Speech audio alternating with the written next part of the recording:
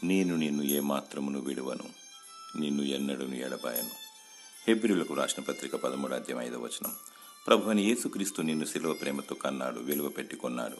ఆయన పొందిన దెబ్బల చేత స్వస్థత, ఆయన రక్తము ద్వారా విమోచనను అనుగ్రహిస్తున్నాడు. నిన్ను భద్రపరుస్తూ కంచెవేసి కాపాడుచున్నాడు. నిన్ను ప్రేమించి పోషిస్తున్నాడు. నీకు మేలులు ఈవులు అనుగ్రహిస్తున్నాడు. ఆయుష్షు దీర్ఘాయుష్ను దయచేయుచున్నాడు. ఏ అర్హత ఆధిక్యత లేని నిన్ను జగత్ పునాది వేయబడక ముందే ఏర్పాటు చేసుకున్నాడు. శాశ్వతమైన ప్రేమతో దేవుడు నిన్ను ప్రేమించుచున్నాడు. విడువక నీడల కృప చూపుచున్నాడు.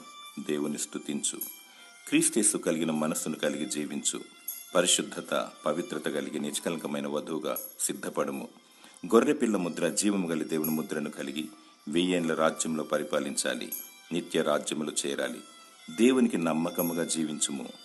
దేవుడు నిన్ను విడవక ఎడబాయక తన నిబంధనను నీ పట్ల నెరవేర్చునుగాక. ఆమేన్.